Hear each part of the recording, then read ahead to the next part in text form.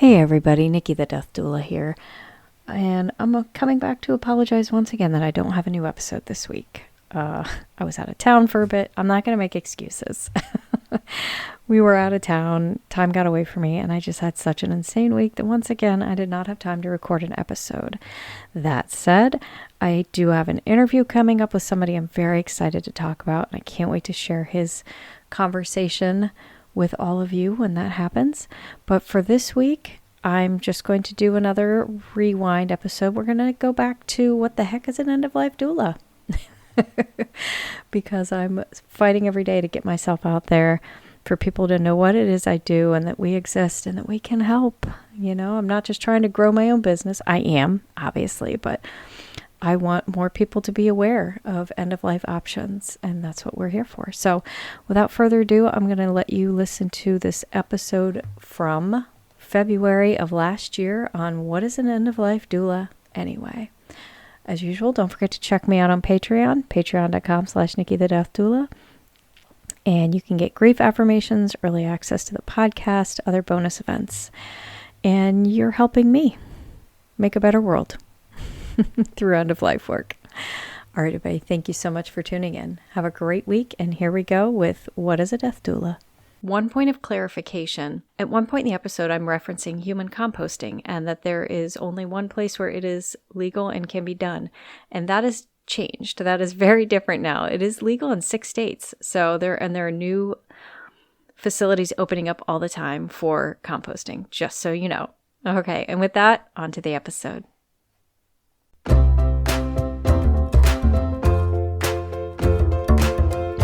Hello, and welcome to Good Grief, a podcast dedicated to demystifying and destigmatizing grief through compassion and humor.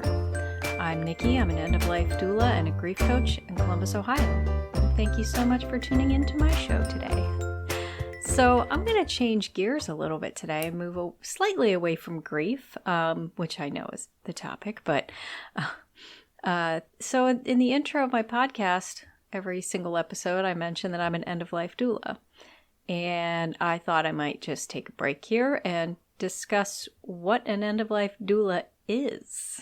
In case anybody out there listening is going, she keeps saying this end-of-life doula thing. What in God's name is that? So in case you haven't heard of an end-of-life doula, I'm going to discuss it for you.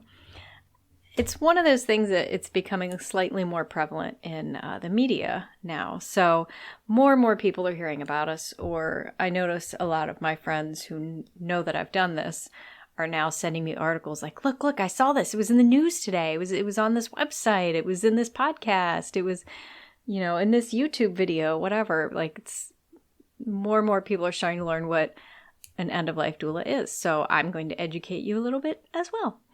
So I received my training through INELDA, which is the International End-of-Life Doula Association, just for a little background on me, which I believe I mentioned in my intro episode. But my super short one-sentence way to explain this to most people is how most people have heard of a birth doula. I think I have not met somebody who doesn't know what a birth doula is. And just as a birth doula helps usher life into the world, my job is to help usher life out of the world. So that's my super short one-sentence version, but we'll go into some more detail, because what does that mean to usher life out of the world, right? But to get into just a little bit more detail as to what an end-of-life doula is, we guide a person who is transitioning to death, as well as their loved ones through the process, right? My husband put it very succinctly to those theater folks listening out there. He calls me a stage manager for death.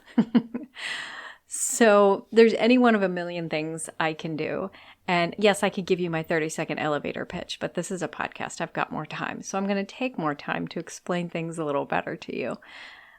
I can provide emotional, spiritual, physical support to everybody involved in the death of someone.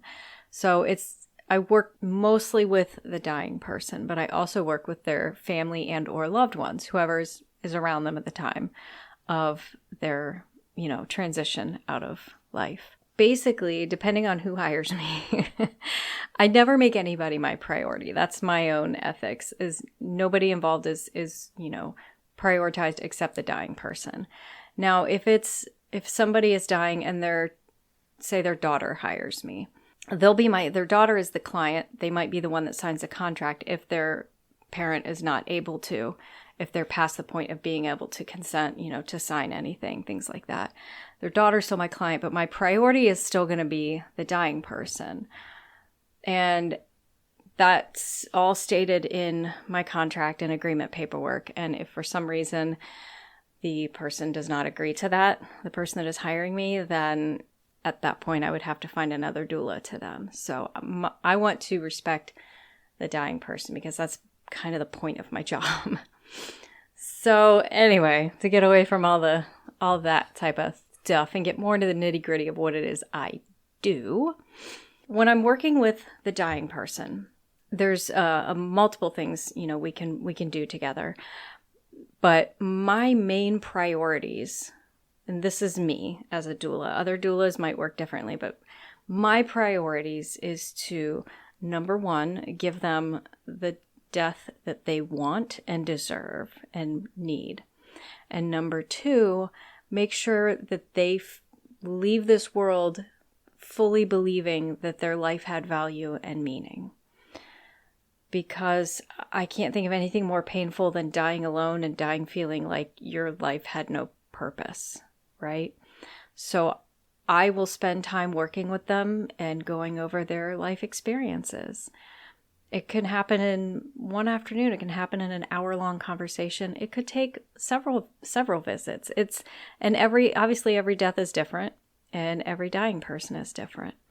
But I'll work with them to discover what they've accomplished in their life and what they feel has had value and how they've affected the world around them, and help lead them to finding where their life meaning was, so that they can leave this world knowing that they had an impact and that their life did, in fact, have a purpose and meaning, right? And the other thing is, like I said, to give them the death that they want. So depending on the circumstances of what their illness is or what they're dying from, I want to make sure that if they get to a point where they are non-communicative, that I can still uphold their desires as far as who's visiting them, who's not visiting them, whether or not physical contact is allowed. Have them, and we usually write all this stuff out ahead of time so that we have a plan and it's in writing so that nothing can, go awry from that. So I can say, this is what we planned, this is what they wanted. But as far as, do they want music playing? Do they want light in the room? Do they want it dark? Do they want a candle lit? Do they want some kind of scent that they prefer? Do they want poems read? And we can also come up with rituals. And this is where a lot of culture and religious beliefs might come into play. If they have a specific ritual that they want performed as they're dying or right after they have passed, right after they've breathed their final breaths, is there some kind of ritual they want performed, something that is meaningful to them? So I make sure that that's taken care of as well.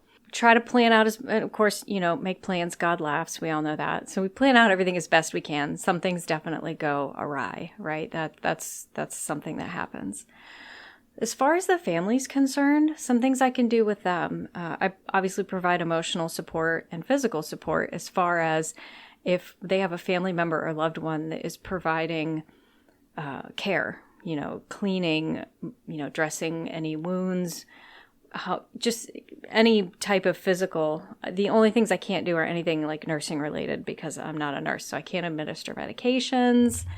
I can't, suture anything or, do any type of nursing activities because I don't have that skill set and I don't have that education. So that also is all spelled out ahead of time. So nobody's expecting that of me. A lot of times I would be working in tandem with hospice. So I can help work with the hospice to get more medications they might need, more pain relief, things like that. But I can't administer any of these things, nor do I want to. Anyway, so back to the families, giving caregiver respite and providing them emotional support as well. Just like I spend time with the dying person to help them find a meaning to their life, I might work with the family of the loved ones to come up with some kind of a legacy, something they might want to have, either be it a physical thing or a non-physical thing, to remember their loved one by. Help them put together a video, a scrapbook, a box with personal items filled with letters. I mean, sky's the limit. Whatever the family would like to do to have, be it, like I said, a physical item or even a ritual, maybe something they do once a year. Maybe they plan, maybe their loved one is an avid hiker like myself. So once a year they plan a 2-mile hike where everybody in the family gets together and they go on a hike on this person's favorite trail, something like that. I can help them come up with those ideas. And then once their loved one has passed, as I mentioned, I can help with any rituals that they might want performed, but I can also help with early reprocessing of grief. So watching somebody die is and can be a very traumatic experience. It could be very simple and peaceful at times, but other times it can be very disturbing. I think we are all well aware sometimes really, let's just say it, disgusting things happen to our bodies as we're dying, right? And witnessing that can be really stressful for people, especially if it would appear their loved one might be suffering or gasping for air, things like that. Witnessing those type of things can be very traumatic and very painful for someone, especially if they've never witnessed it before. So I can kind of help them reprocess that, work through it, face it, talk about it, give them a safe space to discuss it because I don't know, if I watch something mildly traumatic with, my mother passing away, say for an example, I probably wouldn't go to my coworker and talk all about that because my coworker's not going to want to hear that, right? That would feel a little awkward. But I can be a safe space for them to discuss and kind of process through what they saw, what they witnessed, and how they're feeling about it. My services tend to continue on past the death with the family and the loved ones for an agreed upon amount of time, 1 visit, 2 visits, 3 visits afterwards, just to make sure things are being taken care of, but also make sure everybody's okay.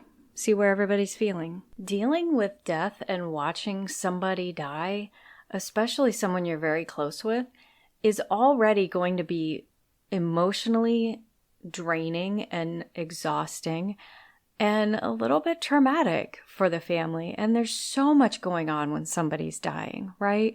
So if I can at least take away some of the grunt work so that the family can just focus on spending time with their loved one while they're still here, then that's the most beautiful thing I can provide for the family. Just letting them be, letting them spend their last moments together and not have to worry about all the finicky little things. So that's where I work with the family. So other things I have and can help with, outside of just actually getting through the dying process, I've actually helped out some much younger people who just want to have everything in order before they pass, even if they're in their 30s and they're not planning on passing for a very long time. They're not perfectly healthy, not sick. I can just help them get their advanced directive paperwork together. I can go over options with them for their final will as to what they would like done with their remains, because there's getting to be more and more options available now besides your, typical cremation and or burial.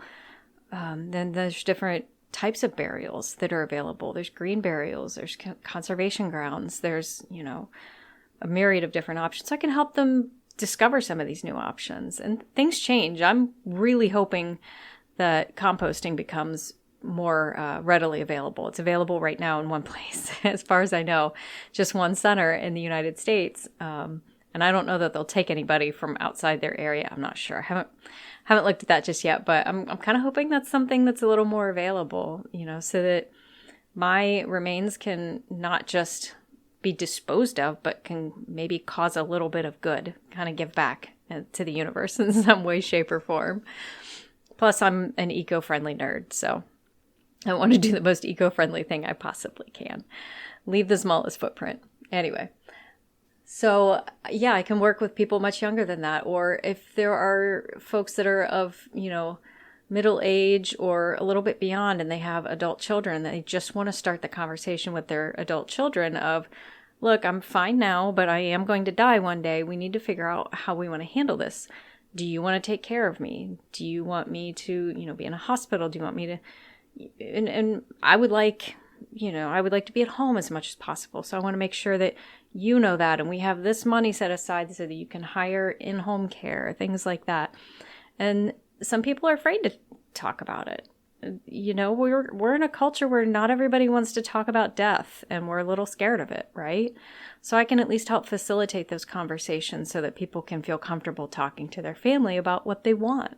Because again, everybody deserves the death that they want, right? I could preach about that all day. So that's kind of the nuts and bolts of it.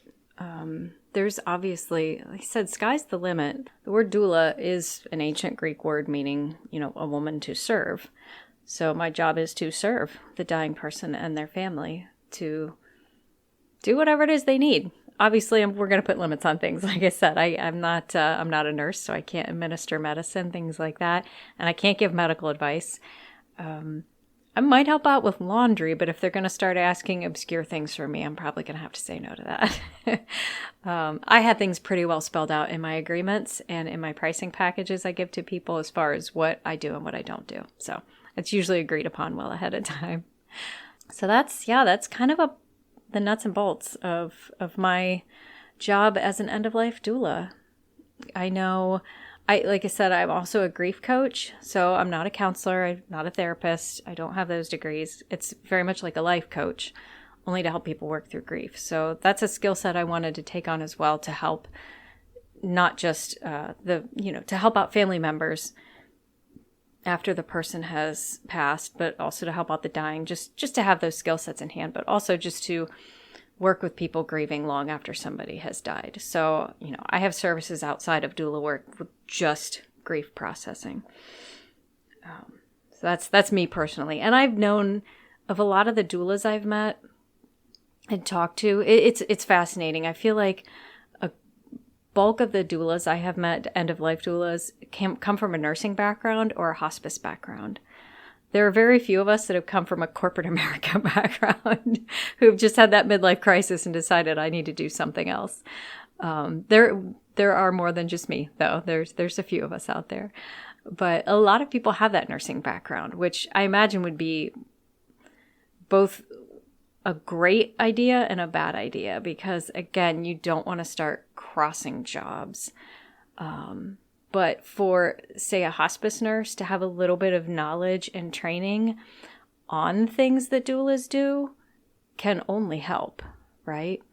But again, you have to have that definitive line of, are you hiring me as a nurse or are you hiring me as a doula? I'm sure there are people out there that try to do both. I would never try to do both. And me being the person I am, I would much rather do the doula work than the nursing work because that's just who I am as a person. But also being a doula, if you have that nursing skill set, again, you'd have to put that line in of what you can and can't do, but at least having that knowledge could be helpful in some situations. But yeah, and I've met so many doulas with all sorts of backgrounds, a lot of them in hospice, a lot of them in nursing, but every background can be helpful somewhere, right? I have a background in theater and I've been trained in expressing emotions, right? So I don't know when and where that might come into play, but I at least have those skill sets. I also have a long history with improv comedy. And honestly, I put improv on my professional resume because it shows that I know how to think on my feet and process things quickly when I need to, right? So I hope that answered some of your questions. I know this is a slightly shorter episode, but I thought it would be useful for you guys to hear about this. If you have more specific questions or you want to talk to me about doula work or training or any of that, please feel free to reach out through my website, nikkithedeathdoula.com. I have had plenty of people find me through Anelda's website and send me a message. I'm really interested in this doula thing. And, I'm happy to answer questions where I can. So please feel free to reach out. So that's it. Thank you so much for tuning in this week. Don't forget to, subscribe on whatever platform, follow, leave comments. Ratings would be awesome. Ratings are good. Helps me get found. And yeah, thank you so much. I hope you have a wonderful week and I'll see you next time. And always remember, your grief is yours. Your feelings are valid. Grief doesn't always have to suck. Thank you. Good Grief was brought to you by me. You can find me online at nikkithedeathdoula.com. Today's episode was produced by me. Research and scripts written by me. Your host is me. Editing and sound design also me. Music is not me. Music is Cheery Monday by Kevin MacLeod. License information can be found at filmmusic.io/standard-license. Special thank you to my best friend and husband for constantly reassuring me that I don't suck.